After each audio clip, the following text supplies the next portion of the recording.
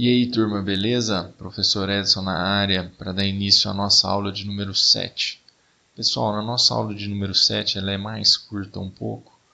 Nós vamos falar sobre prescrição e decadência de crédito tributário. Por que a nossa aula vai ser menor nessa semana?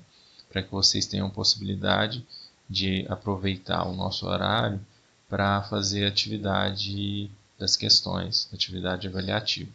Certo? Pessoal, saber a diferença entre a definição, o conceito desses dois termos é algo bem difícil em qualquer ramo do direito. Eu acredito que um dos ramos do direito mais fácil, mais palpável, mais visual da gente entender o que é prescrição e decadência é no crédito tributário, principalmente para vocês que já estão fazendo essa aula de direito tributário há algum tempo. Vocês já estão vendo como funciona a relação jurídico-tributária. Então, essa é a nossa relação jurídico-tributária. Nós temos a hipótese de incidência, o fato gerador, a obrigação tributária, o crédito tributário. E agora, nessa nossa relação jurídico-tributária, eu incluí dois itens. Quais são esses dois itens? A inscrição em dívida ativa e a execução fiscal. E aqui, através desse fluxograma, é possível a gente entender qual momento ocorre a decadência e qual momento ocorre a prescrição. Então, de início, eu já adianto que são coisas diferentes. Apesar do resultado ser o mesmo, o contribuinte não precisar pagar o valor devido, o valor do crédito tributário, são coisas diferentes. Por exemplo, decadência é a perda do direito de lançar, é a perda do direito de ocorrência do lançamento do crédito tributário. Quem faz o lançamento do crédito tributário, vocês viram, é a unidade administrativa que é competente para instituir ou cobrar tributos.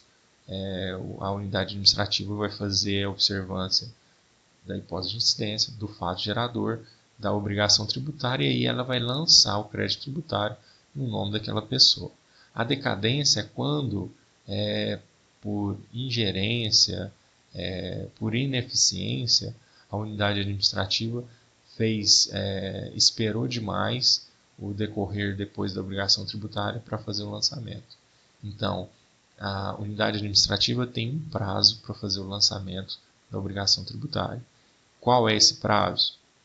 Nós vamos ver. Já adianto para vocês que é um prazo de 5 anos. Beleza.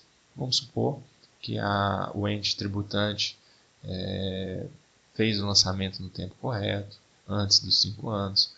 Nós tivemos o crédito tributário, a confecção, a existência desse crédito tributário, e esse crédito tributário não foi pago pelo contribuinte nem por seu responsável, em caso de responsabilidade. E aí? De quem vai ser cobrada? Vai ser cobrado ou do contribuinte ou do responsável, e não sendo feita o pagamento desse crédito tributário, esse crédito tributário vai ser incluído na dívida ativa, certo? Na dívida ativa, o ente tributante, o sujeito ativo da obrigação tributária, tem um prazo para conseguir o pagamento, desse crédito tributário através da execução fiscal. Ou seja, ele tem um prazo para iniciar o processo de execução fiscal. Se ele não iniciar esse processo de execução fiscal, nós temos a perda do direito de executar. Então vejam bem, o que eu quero que vocês entendam aqui, que são momentos distintos, a decadência e a prescrição, e que eles não ocorrem depois de ser iniciada a execução fiscal. Depois que eu tenho iniciado a execução fiscal, não há a possibilidade de eu pedir a decadência ou a prescrição, certo? Então vamos lá. O que é decadência? O prazo de decadência existe para que o sujeito ativo constitua o crédito tributário. Quem é o sujeito ativo? O ente tributante, o ente federativo que tem competência para instituir ou aumentar tributos, a competência que é dada pela Constituição Federal. Então, o sujeito ativo ele tem um prazo para ele constituir o crédito tributário. Ele tem agir com presteza, com eficiência para constituir esse crédito tributário.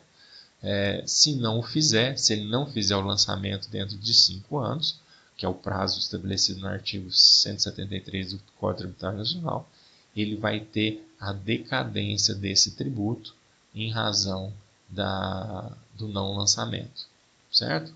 Eu falei para vocês o momento de ser feito. O artigo 173 do Código Tributário Nacional fala que ele tem um prazo de 5 anos para fazer esse lançamento. Quando que eu começo a contar essa decadência?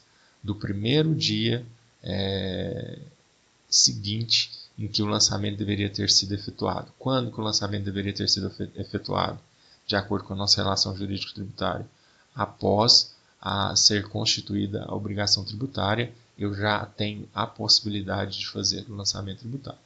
Então, eu tive constituída a obrigação tributária, no caso do IPVA, quando eu me tornei proprietário do veículo automotor e virou o ano.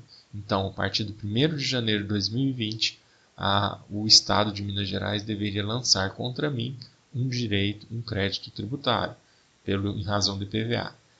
Vamos supor que esse Estado de Minas Gerais demore 5 anos para fazer o lançamento do crédito tributário do IPVA referente à propriedade desse veículo em 2019.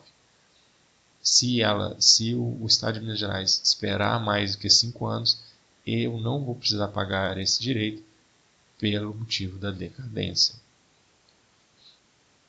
Da data que se tornar definitiva a decisão que houver anulado por vício formal o lançamento do anterior efetuado. Então, vamos supor que a unidade administrativa do Estado, no exemplo que eu dei, fez um lançamento, mas fez um lançamento de forma equivocada, com um vício formal. Em vez de colocar no meu nome, que o carro está no meu nome, o veículo está no meu nome, ele coloca no nome de uma outra pessoa, ou erra simplesmente no homônimo ou no nome de algum conhecido, mas não no meu nome. Então há um erro formal, e se ele não fizer outro depois de anulado esse erro, anulado o primeiro lançamento, ele vai também ocorrer nos perigos da decadência, certo? E agora, na nossa relação jurídico-tributária, nós vamos falar sobre a prescrição, o direito que o ente tributante, sujeito ativo, tem para executar a cobrança do crédito tributário. A prescrição é a perda do direito da execução fiscal, no prazo também de 5 anos, contada da constituição definitiva do crédito, contado da criação da instituição do crédito tributário, no momento que se tornou exigível e foi incluído o valor na dívida ativa pelo não pagamento, eu tenho que contar 5 anos para esperar que haja a prescrição do direito tributário, certo? Também de 5 anos, conforme prevê o artigo 174 do Código Tributário Nacional. Quando que a prescrição se interrompe? Aqui eu coloquei para vocês quando que inicia a contagem do prazo da decadência. Agora eu vou falar para vocês quando que interrompe o prazo da prescrição. Ou seja, o nome do agente está incluído em dívida ativa e agora o ente tributante tem que fazer a execução fiscal. Quando que esse prazo termina? Quando a unidade, o ente federativo, institui a cobrança, entra com a ação? Não. Quando há o despacho do juiz ordenando a citação em execução fiscal. Certo? Então, a partir do momento que o ente tributante, a advocacia do Estado fez o pedido, mas da citação da execução fiscal, do protesto judicial, por qualquer ato judicial que constitua imóvel devedor, por qualquer ato inequívoco, ainda que extrajudicial, que importe o reconhecimento do débito do devedor. Então, o primeiro inciso, que é previsto no artigo 174, é pelo despacho do juiz que ordenar a citação em execução fiscal, ou pelo protesto judicial, ou qualquer ato judicial que constitui imóvel devedor, ou por qualquer ato inequívoco, ainda que extrajudicial, que reconheça o débito do devedor. Certo? Pessoal, essa foi a nossa aula dessa semana sobre direito tributário. Espero que vocês tenham gostado. Um abraço, até mais.